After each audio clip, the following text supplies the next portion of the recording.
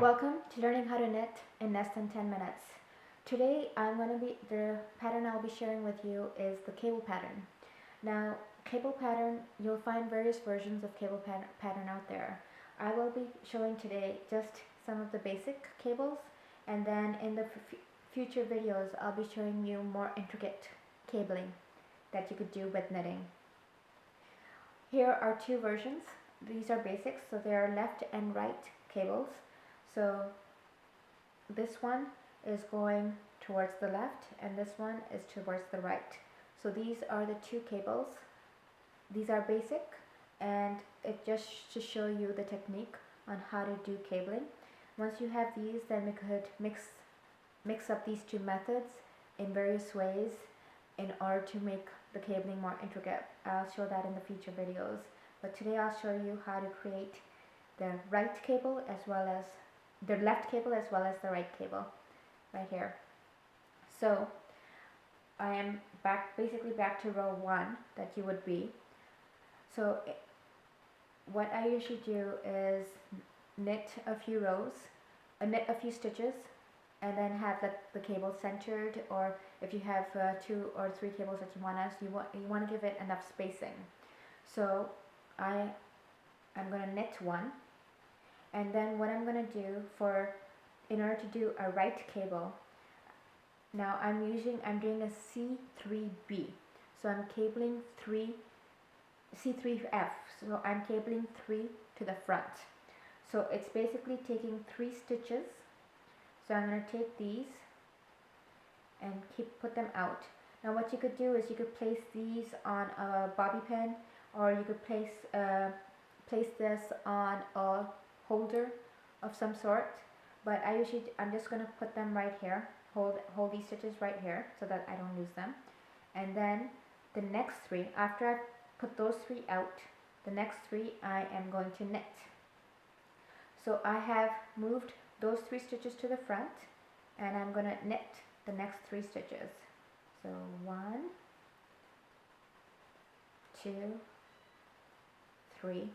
Then I'm going to take these 3. So when you do C3F, or if you see C3B or so forth, what that means is you're actually moving 3 stitches to the front or to the back, but in total for the cable you would need 6 stitches. And then I'm going to knit these 3 after I've knitted those 3, and I'm going to knit these 3 right here. And I've got my cable done. Then I'm leaving 1 stitch between the 2 cables that I'm showing. So I'm going to do this.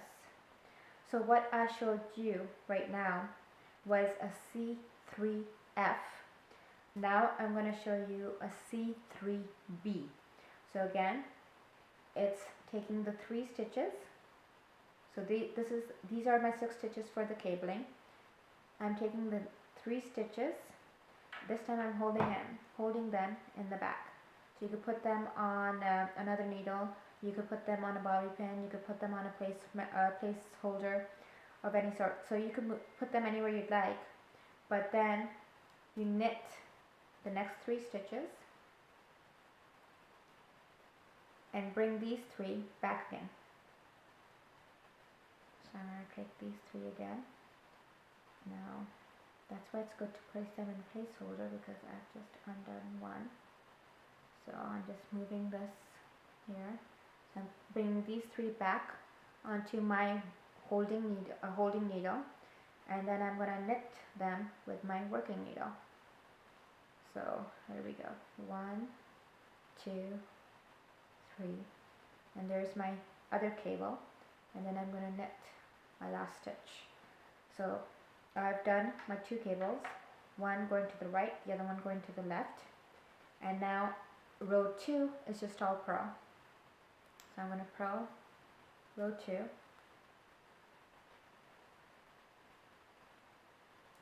Quickly going to purl it so I could show you what the next 2 rows are.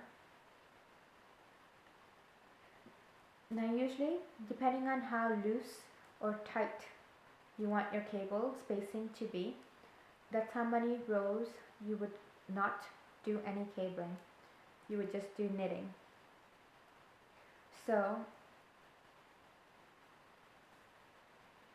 in order to get the spacing I have right here, in order to get this type of spacing I have right here, what I'm going to do next is knit.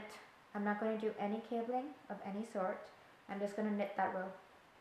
So I'm going to knit this row without any work on the pattern. So it's just knitting.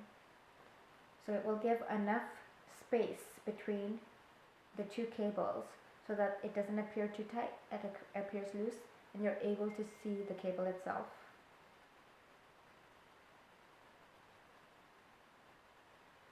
So I'm knitting.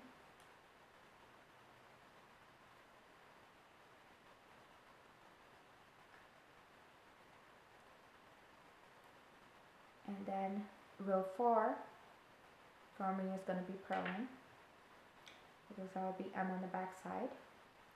So I'm going to purl this one. And then I'll show you one more time how to do the cable. So after row 4 of purling, row 5 of mine will be another cable. So doing the same thing as we did in row 1 to get this pattern. So I'm going to show you again the cable itself, how to do the cable. So row 1 would be, row 5 would be again the same as row 1.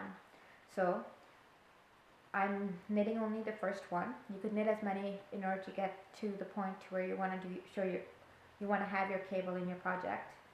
Then my next 3 stitches. Now I've chosen 3. You could do only 2, or you could do 4, or you could do 5. You could do as many stitches in terms of getting your cable design, however fat or thin you want your cable design. So I've seen usually 2 and up, and I haven't seen any more than 6. So it is up to you how you want your cable to look, and that's how many stitches you take in order to get that fold, you could say, in your cable. So I'm going to bring these to the front and knit my next 3 stitches. And this one, and then bring these 3 back onto my needle, and then knit these 3 afterwards. So this is knitting from the front, so the cable, you could see the fold is coming in the front. Then I'm going to just knit this as my spacer between my next cable, which is fold, as you can see, from the back. So if you look at the cable, you see that this fold is going to the back. So this cable, this basically is going to the back, and this one's coming to the front. So that's basically C3B rather than C3F. So take these 3, move them to the back, knit my next 3,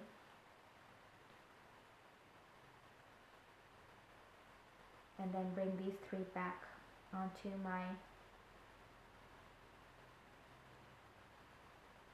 needle, and then knit these 3.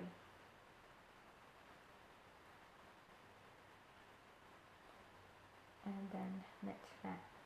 Again, my next 3 rows would be purl and knit until I come back and do my cable. So that's basically that's basics on doing standard cables. The next few videos I'll show you cables that look like actual braids, and I'll show you cables where they pick up from different points and everything that would look like pretzels and so forth. But this is just to show you the basic cabling, basic cabling of left and right. Till next time, keep watching the Rena Knits YouTube channel, and don't forget to subscribe. Thank you.